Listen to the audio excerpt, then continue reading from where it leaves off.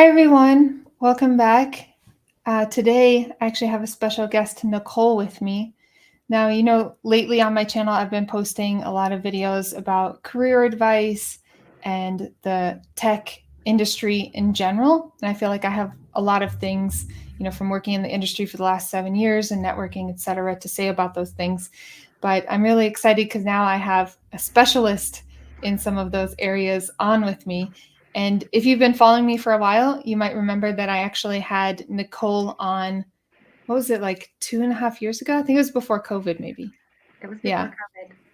Yeah. Wow. Time just flew by. So, yeah, it was like 2.5 years ago.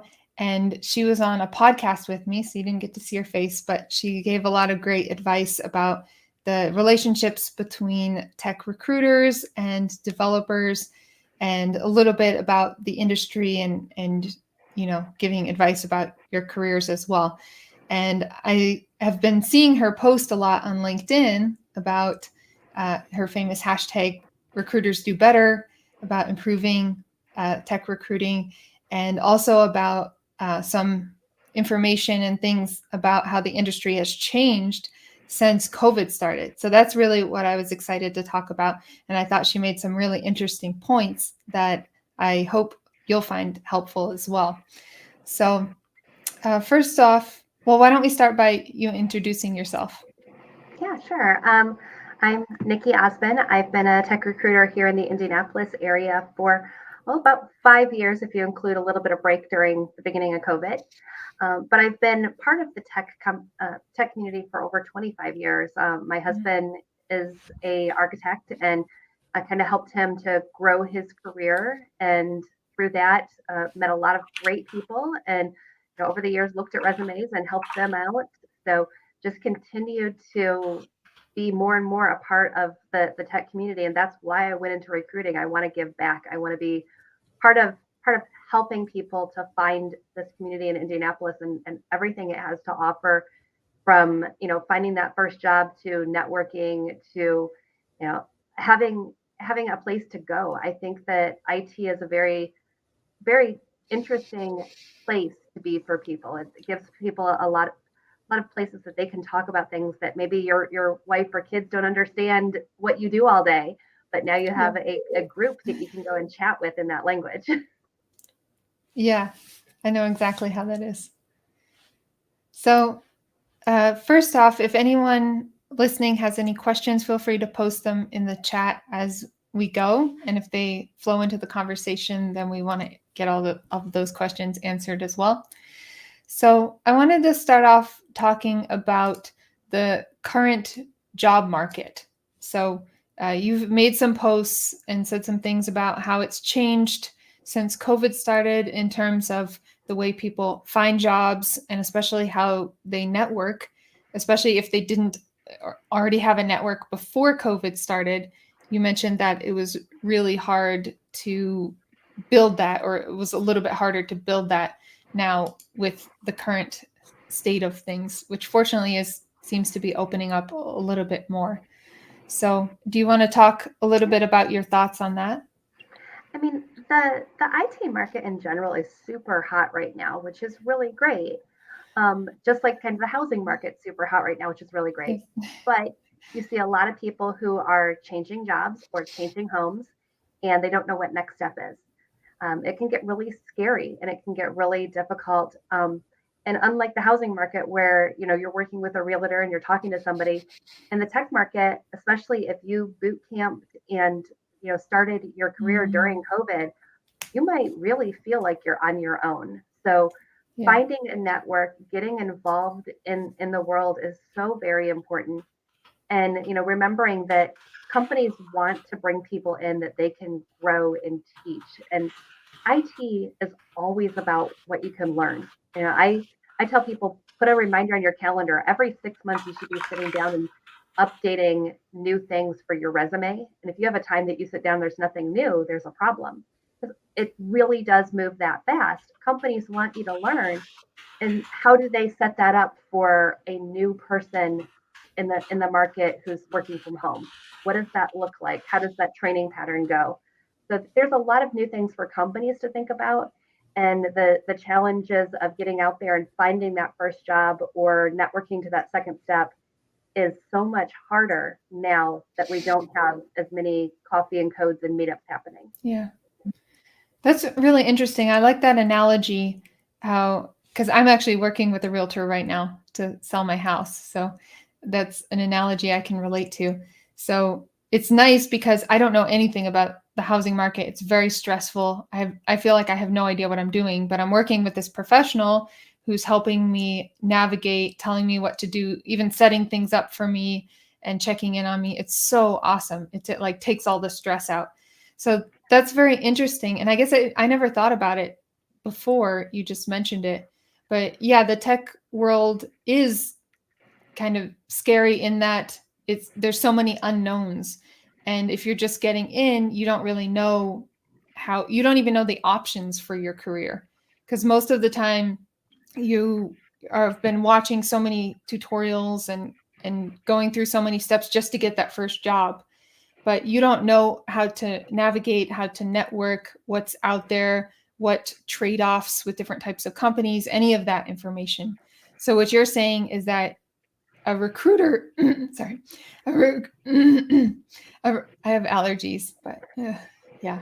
So you might see me go off camera, but I think I'm okay. So you're saying that a recruiter would kind of fill that role as the professional to guide you through your career, not just for your first job or just for landing a job, but for kind of finding your pathway through tech. Yeah, absolutely. A good recruiter, and that's where I go back to my hashtag recruiters do better. There are recruiters that absolutely they call you, hey, I've got this job, are you a fit? And all they're looking for is, can we fit this peg in this spot? And if it doesn't fit, then you never hear from them again. And then there are recruiters who want to build a relationship. And those are the ones that you really want to find and work with. Find somebody who you trust. I tell people I'm working right now probably 10 to 15 different opportunities.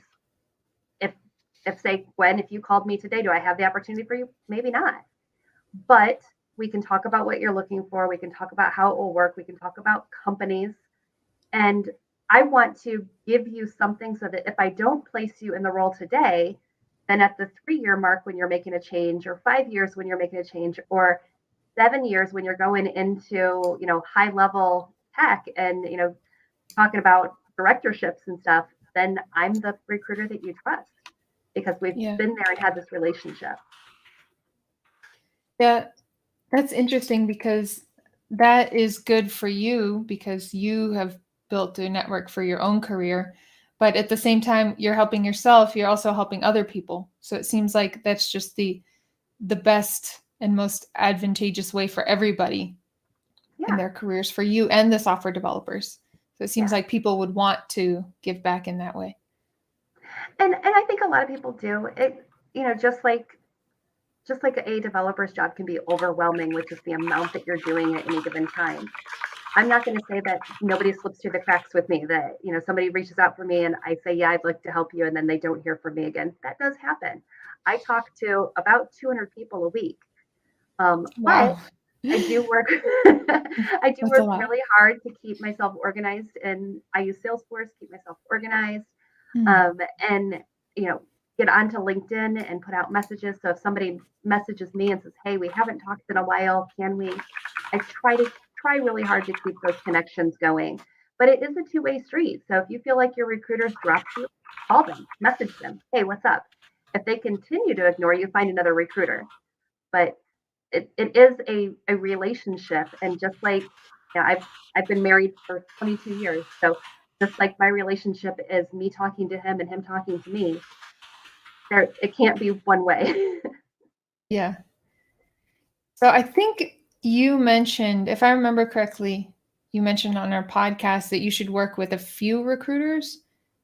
Yeah. I always suggest having 3 to 5 recruiters that are in your network in some way. Now, if you are actively looking, out of job, not cashing a paycheck, talk to anybody who will talk to you. But during your regular career, having 3 to 5 that you can reach out to now and then and just be, hey, can we go out for coffee? I'm bored at my job, or there's changes happening, or that my biggest fear for IT people is getting bored. So I always bring that up first. Yeah. You should never be bored.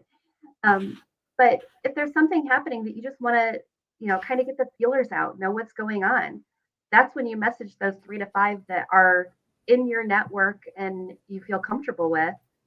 And they're not looking to place you right now, but they can talk to you, and maybe there is a placement out there, but they can also just give suggestions. Yeah. That's awesome.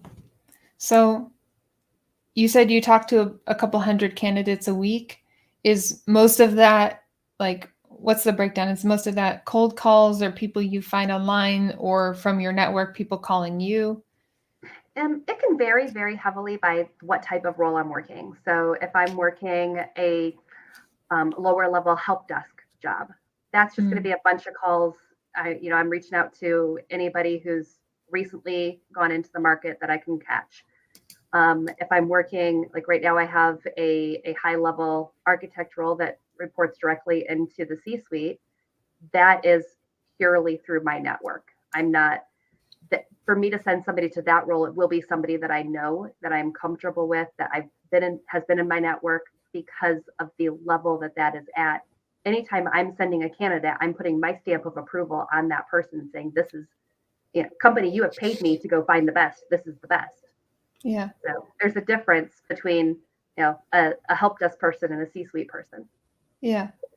So how do you, because I know a lot of recruiters, and I mean, just in general, it's really hard because you're not a programmer. So it's like you know a lot about the industry, but you like, how can you tell if someone is really good? Like, not just for the role, but just a good employee and a good person in general. Yeah, there are a lot of things that go into that. So I meet with every candidate that I put forward to a client, and that is one of my guarantees to my clients, that I've been at least on camera with this person. So Oh, I'm okay. looking, I'm looking for some of those soft skills. Are you comfortable talking to me? Do I feel like every time I ask you a question, you're Googling the answer? Those kind of things. But also, it gives me a chance to explain the role. Um, if I'm talking to somebody and if I'm looking at a profile of, say, a C# developer, and I call them and I start talking to them about this role, I understand enough to know that there's front end development, back end development, and whole development. But I don't necessarily know who's who and how that fits together. So I'll talk to them and, hey, here's what this role is looking for. This is what my client says it's like. I've had those conversations. Let me have a conversation with you and see if there's a connection between the two. And if not, well, okay, great. We'll scrap that idea. Tell me what I should go look for, and I'll go find the client that has that for you. So it's kind of from both sides, from the clients and then from the developers too. Absolutely. Yeah, So I have never you, want to place somebody if it's not the right fit for them. yeah, and that won't even work out for you long term either. No.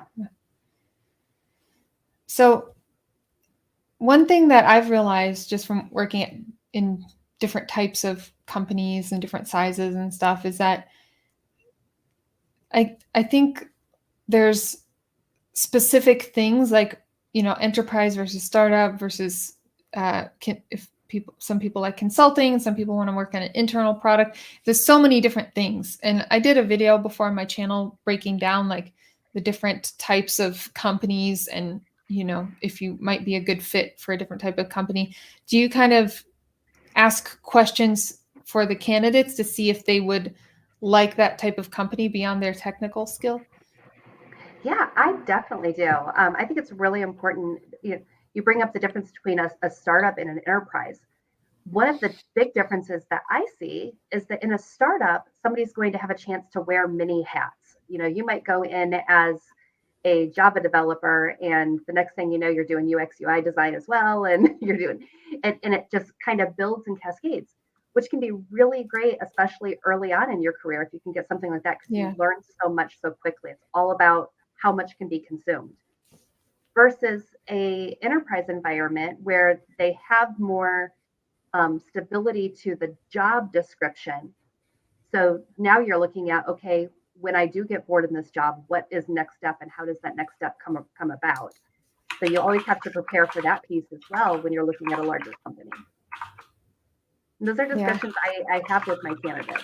You know, I understand my clients. I know what they're asking for on a daily basis and what the opportunity to grow is there, and want to make sure that it's the right fit. Okay. So I want to go through, I guess, the pathway of software development and how someone might use a recruiter in different steps. So I guess what are the main pieces of advice you'd give to someone who's starting out and just looking for their first job? Oh yeah, I always tell people, and I'm happy to talk to anybody who's at that point. A recruiter's probably not going to place you for that, simply because companies pay me to find people, and they don't need to pay a premium to find entry level folks. Hmm. So what you should look at for a recruiter there is somebody who's giving you recommendations. You know, I have a book series that I suggest people read. I have I Oh, suggest people to pick up some freelance work on like Fiverr.com or those kind of things, or go reach out to their church or if they're in some organization. How can I help here? To get something on the resume that is outside of their personal projects. Um, but I also suggest at that point, get your resume out to any recruiter who will talk to you, any company that'll talk to you. Get the resume out, let people know that you exist and are available. And you know what I can do. I explain, especially here in Indianapolis, it can kind of break Indianapolis into two types of companies that I place people at and companies I move people out of. So I'll never speak badly about a company, but if I place somebody there, I might know somebody there. I might be able to network for you. If I move people out of a company and you're interviewing there, I might be able to give you some insight on why people do leave there. So, hey, ask these questions. So just little tips and tricks that being being 5 years heavily involved versus somebody who's just starting out, you're not going to know. that's interesting because you have kind of this specialty in knowing what's going on in the tech market in the areas where you place. So you have a lot of inside knowledge that you can share with candidates. Yeah. So we got this question a few minutes ago, and I'm going to answer it first, and then I'll let you weigh in if you want to. So uh, someone asked, or in Talpa, do I need a portfolio website as a web developer? So this has been a big discussion ever since I got into tech, and I started off with building this really custom portfolio.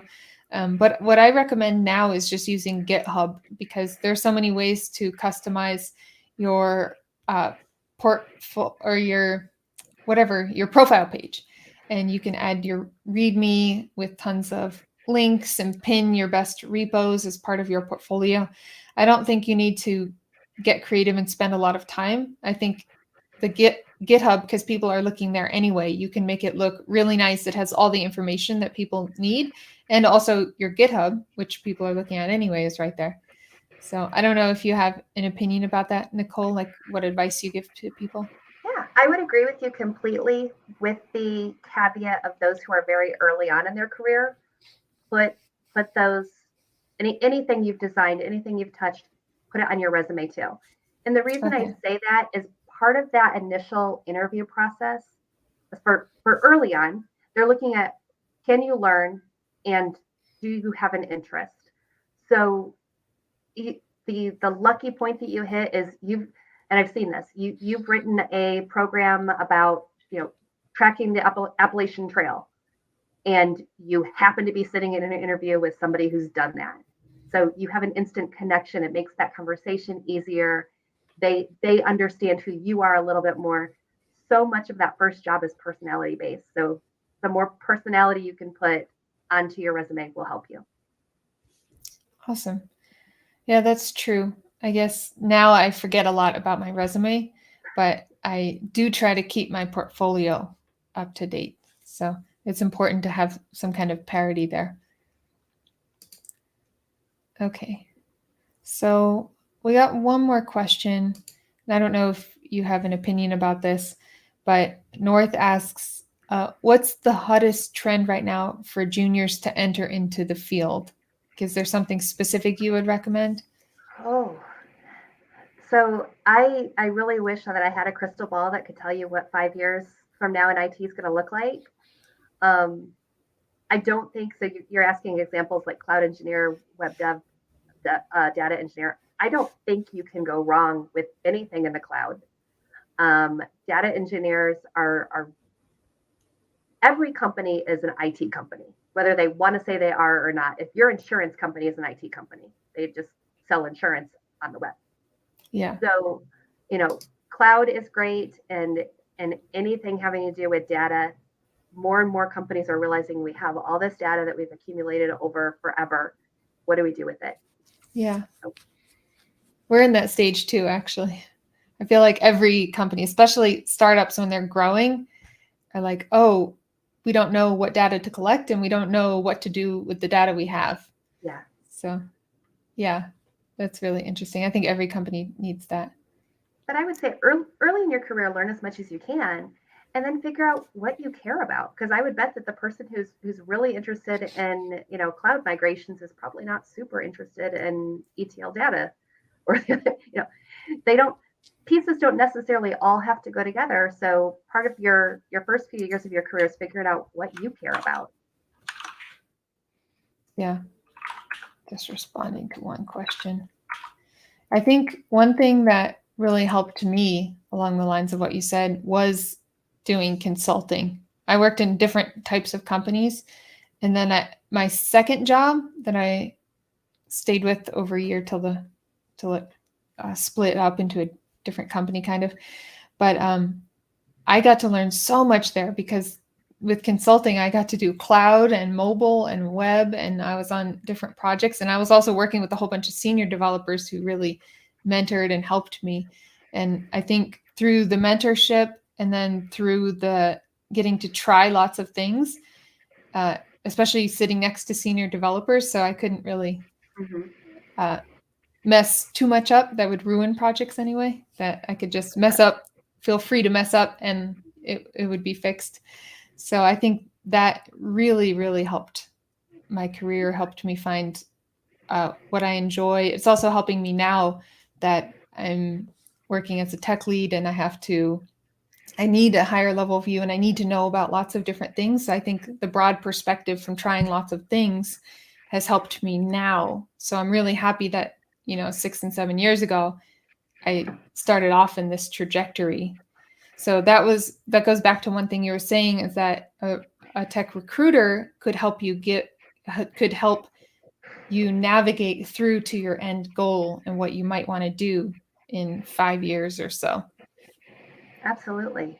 Yeah. And I love consultant work. I love startup work, especially early on in the career, because it really sets you up to have learned so much. And just the more you can touch early on, the better your later career is going to be.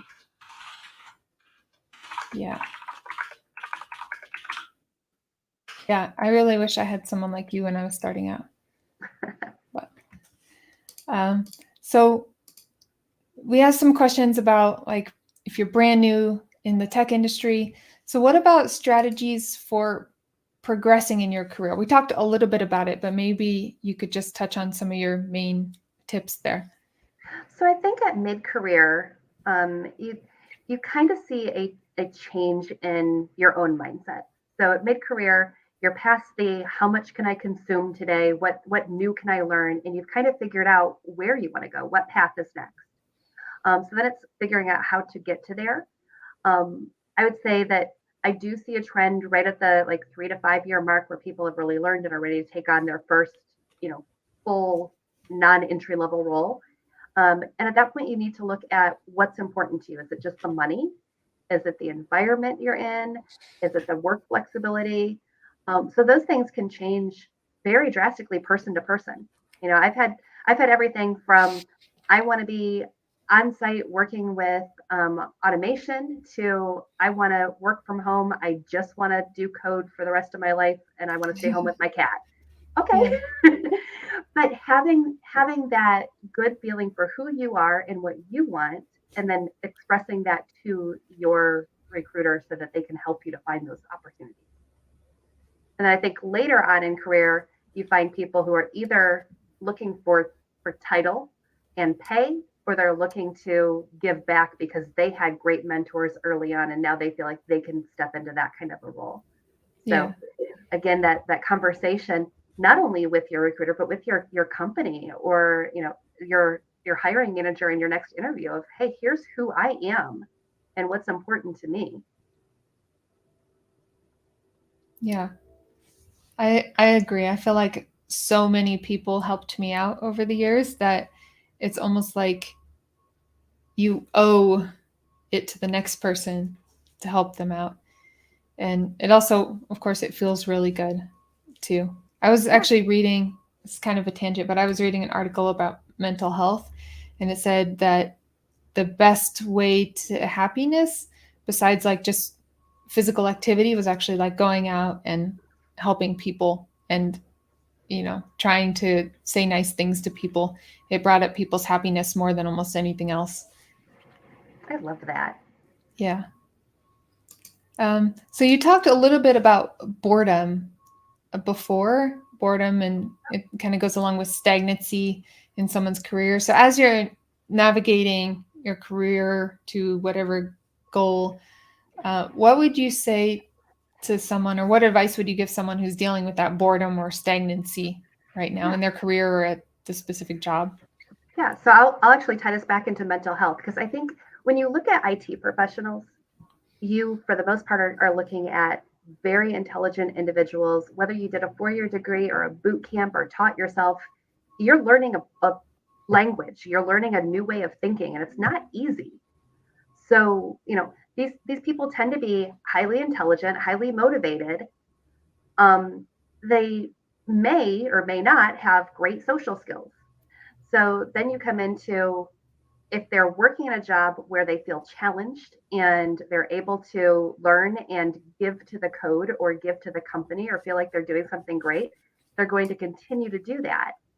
But the the worst thing that can happen for an IT person is to get bored, because there's just, IT moves too quickly and it will pass you, but at the same time, boredom is the worst thing for mental health for highly intelligent people. So finding a Yeah. place to be challenged, if you're not challenged at work, finding a place to be challenged, whether giving back to the community or, there has to be something. Yeah. And I think that's a big driver for people in tech. I think that was well worded because I felt when I get bored, I'd say that's the number one reason why I've ever left a job, besides like uh, startup folding or being on a contract or something like that. But yeah, it was definitely boredom. And I know we're in kind of a privileged position in tech, being able to work easily and the pay and everything, but also it feels like some kind of mental torture when I'm bored in a job. It's like I need to be thinking and learning and growing, and I can't deal with the with feeling like I'm not accomplishing anything, I guess. Yeah. Well, I'll Yeah. give you an example. I know of a guy who, he was a infrastructure specialist and had a great job that he got when he was 22 years old. He's now in his late 40s and has been working the same job, the same infrastructure, the same role. And just personal choices, he did not make a move. And it was just one of those things that every year I talked to him and he was just, yeah, I like my job a little bit less today. I like my job a little bit less today. But he became so sure that he wasn't able to move anywhere. He tried to interview a couple places, and because he didn't really have the VMware and the newer tech, it was a little bit of a struggle. And mentally, that was one of the hardest things that I ever saw him go through. To realize that you may have been passed by a little bit. You have to go learn new stuff that isn't being handed to you at work to go learn. You have to go do it on your own now, which is hard, especially when you have kids and life. But he was able to do it. We kind of coached through, and he was able to learn a lot of new pieces. And changed jobs about a year ago. Awesome. That must feel really good how you can follow someone's trajectory through their career and be like, oh, I helped that person. Now look where they're at. That's great. Yeah. Yeah. And that's one thing I love about YouTube videos and getting to write articles. It's like you never know how many people it could help. Sometimes your content is not for everybody, but there are always those people who reach out and say, oh, this really helped me. Or sometimes it just takes that one tip or one piece of advice and it can really change someone's career, especially since this content is out there for everyone to see and skim through and come back to. Yeah, and it's great, and that's I think programmers are in it for what great code can I write, what cool stuff can I learn, and how can I give to this company or this cause. I'm in it for the people. So yeah, my big win last week was I actually had somebody who turned down a role because he got a offer that was quite a bit more money, and that was his driver, and I knew that from the beginning. Yeah. So I said, you know what, not a problem. Go take that job. Happy parting. Call me anytime. But I got to call the next person in line who was a single mom and give her a $20,000 new job, 20,000 raise new job. So that was great. Oh, cool. So, I guess we've been talking a little bit about, moving, switching jobs. Obviously, that's your job to be able to make those calls and be like, hey, you want a better job? Something you'll be happier with that pays more, is more along the lines of what you want to do. But what if you're, I guess, stagnant or questioning? Like, do you have any advice for people who are thinking about but not totally convinced with moving jobs? Yeah. Like, what would you tell them? Yeah, I actually got a text this week from a friend of mine, and he said, hey, the promotion that they had been promising me has been put on hold, and there's all these changes happening. What should I do? And I know that he loves the company he's with. I know that he loves his team. I know that he's super happy, other than this, bump in the road. So my answer was sit tight. Let's, put it on your calendar for a month from now. If you still feel like a month from now that this isn't sorted out, let me know. Well, we can go out, we can talk, we can look at what's out there, but you're happy. I don't want you to leave a job that you like just because. Yeah. And that was on Monday or so that he messaged me. Today he messaged me, oh, that promotion was put on hold because they wanted to give me a different, better one. Okay. So, we could have spent time getting his resume together and getting him in front of clients, and then it would have been wasted effort because he's happy.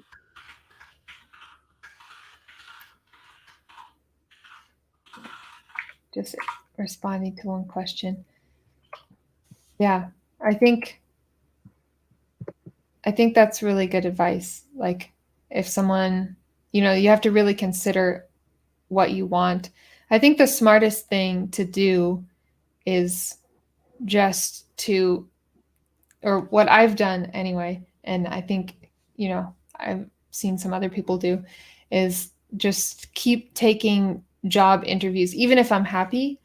Like, maybe I'll talk to a recruiter or, so that way, like, when there's a point, maybe something happens at the company or I'm just it's something, for some reason I need to look for another job, then I already have that. And it's not, because I feel like if you're not networking, if you're not taking jobs, it's kind of this burden in the back of my mind. It's like, what if something happens and then I feel more rushed to do something and to hurry up and it's more stressful. So I think just in general, it's a good idea, whether I'm happy or unhappy, to just keep networking and keep taking job interviews. I don't know if that makes sense to you. No, it absolutely does. And, I interview at other companies. It's a skill, and it's a skill that you need to be able to keep up. The only way to keep up a skill, if you, any sport you play, if you go years without doing it, it's going to be rough. So, definitely always be open. It's always worth a conversation. the worst case, you have a conversation that at the end decide that you're not interested. Mid case, you get a free meal out of it. And, best case, hey, it really is something that I care about. So, Yeah. it's always worth having that open door policy when it comes to interviewing, but then also being honest with yourself of I'm not just looking because it's fun or because I want to see what's out there. I'm looking to keep these skills sharp, and if something perfect comes up, then I'm willing to change. Yeah. And I guess that last case, if something perfect comes up, that's probably when someone's happy at their company or they're pretty happy, but they would like something else. There's something they're not getting from their company. And a lot of times I think that's like benefits, salary. A lot of companies just won't give you a raise to current market levels. So even though you're happy, you might be looking for something else. Do you see that a lot? Yeah, I don't think that there's any perfect job. You Yeah, know, I love my job. I get up in the morning and there are mornings that I'm excited to go to work. But I'm like that too. there's also days when it just kind of blows to do this. um, so part of it is, did the recruiter hit you on the right day? But Yeah, the other part of it is just there.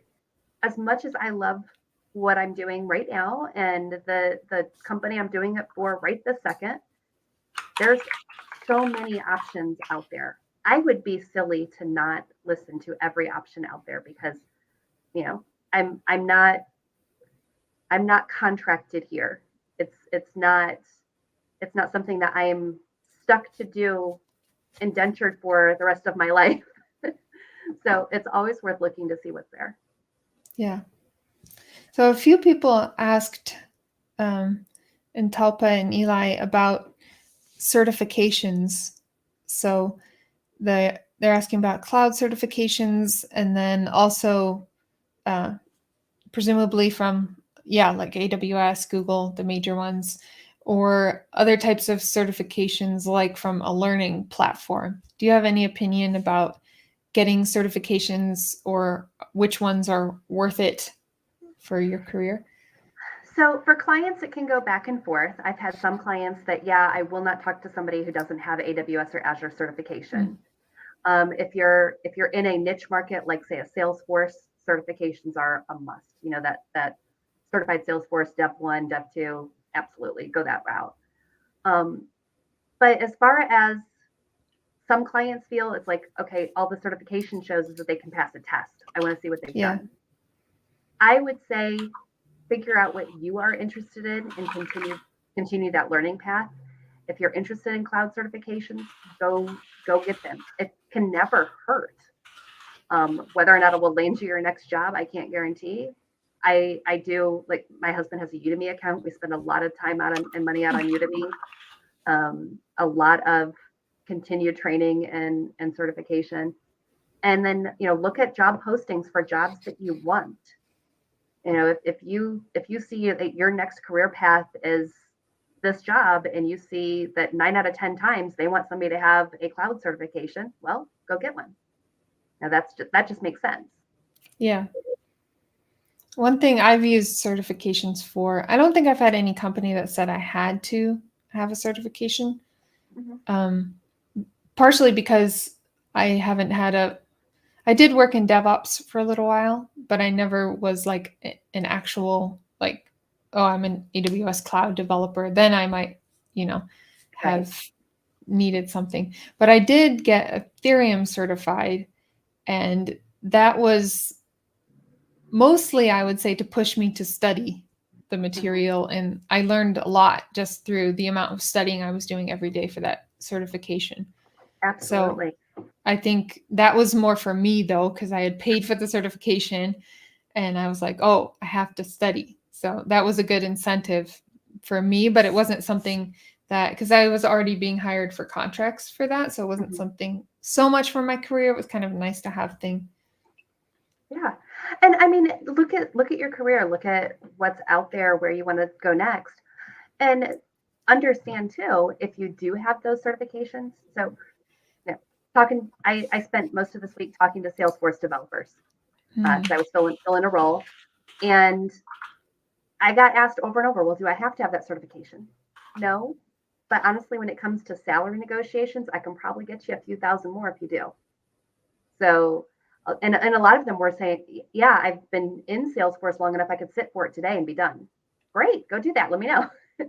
So look at that too. And then look at your company. What does the company want you to have?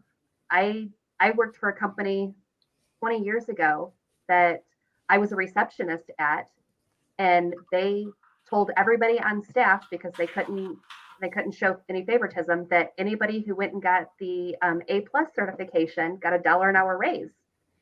So I, as their receptionist, got an A+ certification. Yeah, So why not? that's So, cool. look and see what the companies want, but more, what are you interested in? Don't bog Yeah. yourself down in certifications that you don't care about. If you're interested in cloud, go certify it and go learn more and take your career that way. Yeah. A couple people have asked about different countries. I don't know if, especially now with so many remote companies, do you place mostly local people? Do you ever get to place people from other countries and source from like Africa or India? It's such a hard question. And I hate to say it's very, very, very rare that I get to place somebody from another country just because of our laws. So most of my clients want somebody who's a U.S. citizen, green card holder, or at Mm, least an EAD.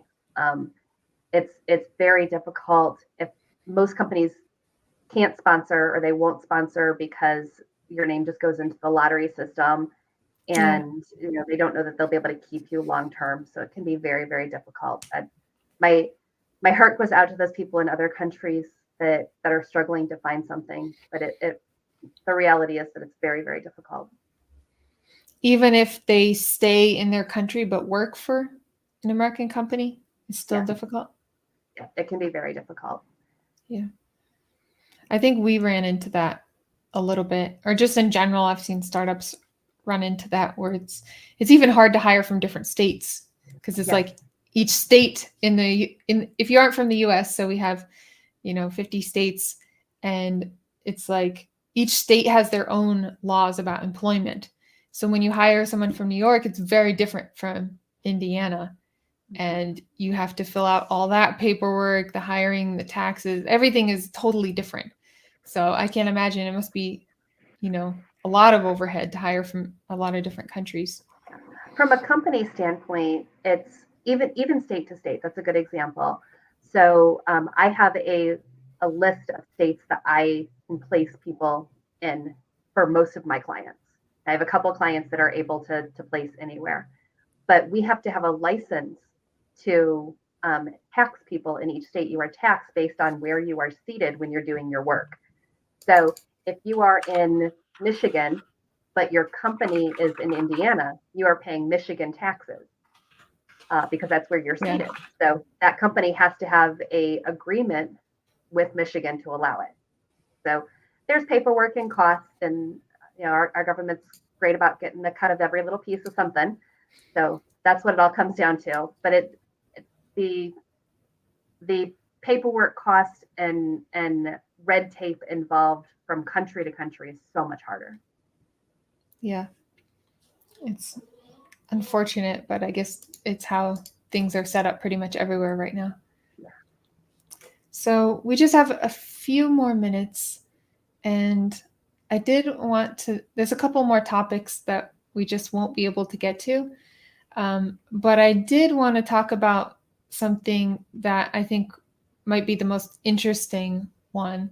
So, when you're interviewing, and this really applies to candidates at any stage, um, about salary. So, I guess maybe we can just do the brief overview, like of two things. How do you know your worth, and then how and when do you discuss salary?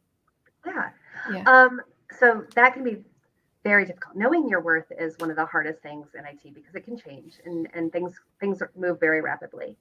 I would say that your recruiter should be helping you with that. I'm more than happy to tell somebody, hey, you're underpaid. Let's get you a job that's making $20,000 more. I love that conversation. Um, yeah, Some recruiters will hold, they won't share what the pay scale is for the company. I don't believe that. I believe in first conversation, you will get a job description. They will talk about whether this job's a good fit for you, the company that it's with, and the pay scale. And then we work together to say, hey, if the pay scale is, 80 to 120, and you hit every box they're looking for 100%, let's put you in at 120. If you're 80%, I'm still going to put you in, but let's talk about, the 110, 105 spot. So that's where I ask my candidates to be open with me. What are you looking for? Here's the salary band. Here's where I'm going to suggest. We can go back and forth a little bit and have that conversation with me guiding you. And I'm guiding based on what I know my client will do and also other candidates I've put in front of them because I want you to have a fair chance. Yeah. But it is a trust factor. So being open with me and talking to me and letting me guide you. My flip side to that is, especially if I don't have the job for you right now, one of the questions that I'll ask is, okay, now that I understand what you're looking for, what dollar amount does it not even make sense for me to call you at? What's our lowest place? Because I'm always going to push you for higher and more. Yeah. That's really awesome because I think when I started out, I didn't know how much to ask for. And there was one job in particular I took where the guy sitting next to me with the same experience doing the same job was paid a lot more. And, I don't want to talk about but too much about it, but like, I did very good work. They were completely happy with me, always said I was doing really great. And then I find out about that and it's like, oh, where was the fairness there? So I think that's great that you're suggesting, be open with the recruiter and the recruiter works on your behalf to get you the fairest rate with the company. Yeah. And I think a lot of people don't understand how a recruiter is paid. It's real simple. I'm paid based on your salary. So whatever I get you, I get a bonus based on whatever that was. So I actually make more money if you make more money. Yeah. I want to push you to the top of the line. And that's one of the benefits of working. So a recruiter knows the inside. I know the company. I know what they've hired at in the past. I know the salary band they're willing to look at. I know what things are going to kick you out of that salary band.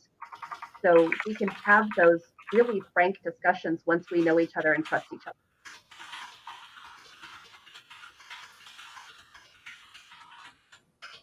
Yeah. I think that's something that would be really helpful, like for someone who's just starting out. And I find that a lot of people just don't know how to negotiate when to bring up salary because a lot of people do go direct without a recruiter. They won't know how and when to bring up salary, how to discuss. And I liked one of the LinkedIn comments. I'm kind of going through this because we only have a few minutes. But I really liked one of the LinkedIn comments you made about how you've seen that candidates don't really know what a good offer looks like. And because you have to consider all of the benefits, all of the work perks, and then you have to consider, your happiness. Is it something you want to do? And on top of that, the salary. So that's just one piece of everything you have to consider. Yeah, there's a lot that goes into having a job and you're going to spend 40 hours a week there. And, sometimes more. It's going to be, you spend more waking time at work than you do with your family. So find something that is of interest that you care about, that you're making good money at. There's a lot of things that come into play. Yeah.